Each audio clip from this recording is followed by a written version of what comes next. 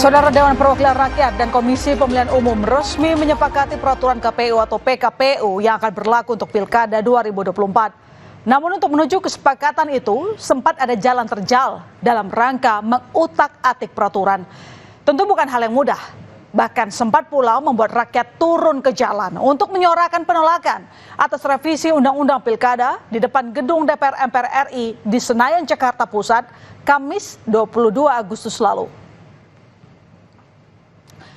Lalu apa sebenarnya putusan Mahkamah Konstitusi MK yang sempat tak disetujui Badan Legislasi?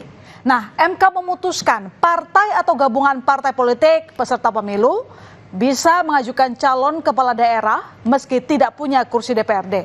Putusan itu merupakan ketok palu hakim yang mengabulkan sebagian gugatan perkara nomor 60/PUU 22 tahun 2024 yang diajukan Partai Buruh dan Partai Gelora. MK menyatakan syarat ambang batas pencalonan kepala daerah 20% kursi DPRD atau 25% suara sah hasil pemilu inkonstitusional. Terdapat 4 klasifikasi besaran suara sah yang ditetapkan MK, yaitu 10%, 8,5%, 7,5%, dan 6,5%. Disesuaikan dengan jumlah daftar pemilih tetap. Calon gubernur dan calon wakil gubernur. A. Provinsi dengan jumlah penduduk yang termuat pada daftar pemilih tetap sampai dengan 2 juta jiwa. Partai politik atau gabungan partai politik peserta pemilu harus memperoleh suara sah paling sedikit 10% di provinsi tersebut. B. Provinsi dengan jumlah penduduk yang termuat pada daftar pemilih tetap lebih dari 2 juta jiwa sampai dengan 6 juta jiwa. Partai politik atau gabungan partai politik peserta pemilu harus memperoleh suara sah paling sedikit 8,5% di provinsi tersebut. Di putusan lainnya, MK menolak perubahan syarat batas usia untuk calon kepala daerah dalam pemilihan kepala daerah atau pilkada. Dalam putusan nomor 70/PUU 22 tahun 2024, MK tegaskan syarat usia calon kepala daerah yang harus terpenuhi saat penetapan pasangan calon peserta pilkada oleh KPU. Syarat batas usia untuk calon gubernur dan wakil gubernur adalah 30 tahun saat ditetapkan sebagai calon peserta pilkada. Sedangkan batas usia untuk calon wali kota dan wakil wali kota serta calon bupati dan wakil bupati adalah 25 tahun. Undang-Undang 10/2016 merupakan norma yang sudah jelas, terang benderang, bak basuluh matahari, ini pepatah orang Minang ini, atau bahasa Jawanya ceto welo welo, sehingga terhadapnya tidak dapat dan tidak perlu diberikan pemaknaan, diulangi, sehingga terhadapnya tidak dapat dan tidak perlu diberikan atau ditambahkan makna lain atau berbeda selain dari yang dipertimbangkan dalam putusan aku, yaitu persyaratan dimaksud harus dipenuhi pada proses pencalonan yang bermuara pada penetapan calon. Usai putusan MK keluar, revisi dilakukan dengan sistem kebut. Pembahasan revisi Undang-Undang Pilkada dilakukan dalam waktu kurang dari 7 jam. Isi yang disepakati Badan Legislasi menuai pro dan kontra karena tidak sesuai dengan putusan MK. Revisi itu disetujui 8 dari 9 fraksi di DPR. Hanya PDIP yang menolak. Balik menyepakati untuk mengikuti rujukan dari putusan MA. Mereka ingin ketentuan usia minimum dihitung sejak pelantikan Jakada, bukan saat penetapan pendaftaran. Putuskan apa? Merujuk kepada putusan Mahkamah Agung. Mayoritas. Sudah dihitung per fraksi pimpinan. Siapa yang setuju, siapa yang tidak setuju. Udah kelihatan dari tadi itu. Tadi kalau nggak salah baru 2 yang ngomong. Silakan lanjut. Pak Ketua. Pimpinan. Ya nggak perlu mengatur fraksi yang lain. Yang penting fraksi PDI sudah menyampaikan pendapatnya. Fraksi lain menyatakan persetujuannya, ya urusannya fraksi lain-lain gitu. Revisi Undang-Undang Pilkada membuat emosi masyarakat tersulut. Demonstrasi meletus di sejumlah kota di tanah air.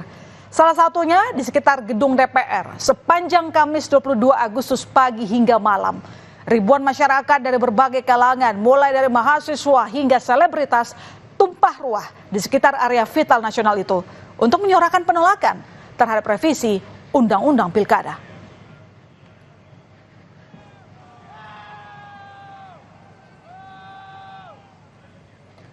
Pagar gedung MPR DPR Senayan Jakarta dijebol pendemo tolak revisi Undang-Undang Pilkada. Pagar pintu samping gedung DPR jebol setelah berulang kali massa merobohkan tembok pagar. Aksi yang digelar Kamis 22 Agustus pagi hari berlangsung hingga malam. Aparat pun sempat memukul mundur pendemo dan menembakkan meriam air. Sejumlah oknum pendemo melakukan bakar ban bekas di jalan depan gedung DPR hingga arah Selipi.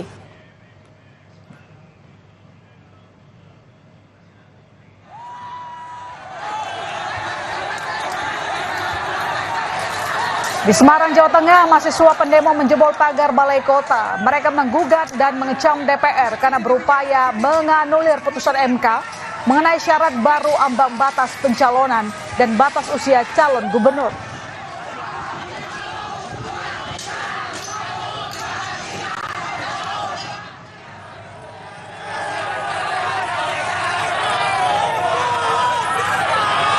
Tak hanya di Jakarta, unjuk rasa di Balai Kota Solo, Jawa Tengah juga diwarnai kericuhan.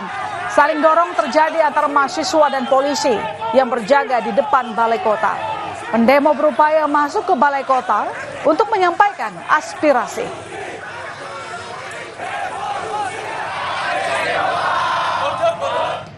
Di hari itu juga, Kamis 22 Agustus, di tengah demo berbagai kalangan, Wakil Ketua DPR Sumi Dasko Ahmad menyebut rapat paripurna sempat dibuka sekitar pukul 9.30 waktu Indonesia Barat dan diskors selama 30 menit. Namun quorum tak kunjung terpenuhi setelah diskors. Akibat masifnya aksi penolakan revisi Undang-Undang Pilkada, DPR pun mengurungkan niat untuk mengesahkan revisi Undang-Undang Pilkada. DPR menyebut putusan Mahkamah Konstitusi akan dipakai dalam pendaftaran Pilkada yang dibuka 27 Agustus mendatang. Tanggal 22 Agustus, hari Kamis, pada jam 10.00, setelah kemudian mengalami penundaan selama 30 menit, maka tadi sudah diketok bahwa revisi Undang-Undang Pilkada tidak dapat dilaksanakan. Artinya, pada hari ini revisi Undang-Undang Pilkada batal dilaksanakannya. Akibat batalnya DPR mengesahkan revisi Undang-Undang Pilkada, peta politik di pemilihan calon kepala daerah pun berubah. Gerindra sebelumnya sempat memunculkan Kaisang Pangarep di Pilkada Jawa Tengah. Namun angan-angan itu pupus karena usia Kaisang belum 30 tahun saat pendaftaran dan penetapan calon oleh KPU. Padahal Kaisang telah mengurus surat, tidak pernah terlibat pidana. Gerindra memutuskan usung Ahmad Lutfi dan Taj Yassin untuk Pilgub Jawa Tengah.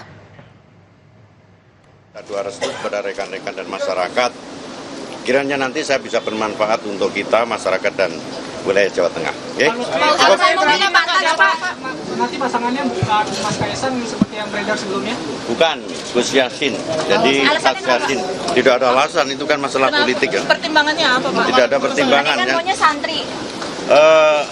Itu kan apa ya? Itu semua adalah komitmen partai ya. Artinya perjalanan politik kita ditentukan oleh partai-partai pengusung, bukan pakai alasan. Oke? Berarti ini membuktikan Mas Kaisang nggak akan maju? Nggak akan maju. Putusan MK soal Pilkada menguntungkan PD Perjuangan dan Anies Baswedan. Sabtu 24 Agustus, Anies Baswedan menyambangi DPD PDIP Jakarta selama 3 jam.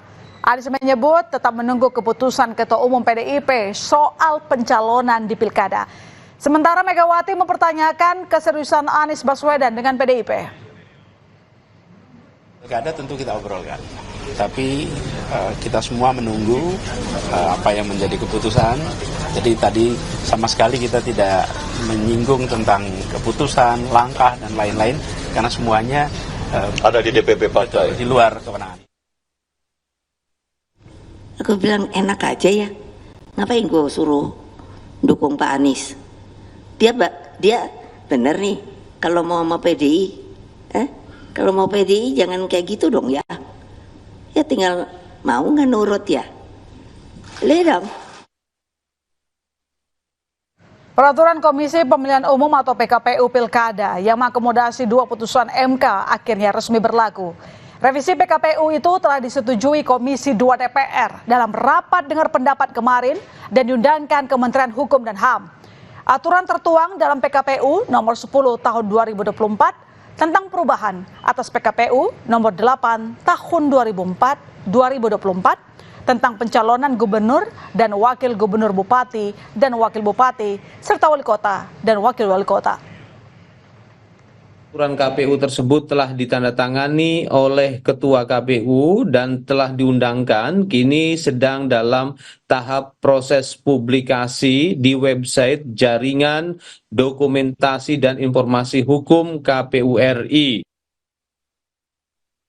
Utak-atik Undang-Undang Pilkada sudah usai. KPU akan mengunggah peraturan KPU di Jaringan Dokumentasi dan Informasi Hukum atau JDA-HIA KPU RI.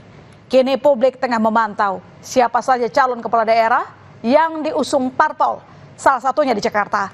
Semua mata tertuju pada siapakah penantang pasangan bakal calon gubernur dan wagub Ridwan Kamil dan Suswono.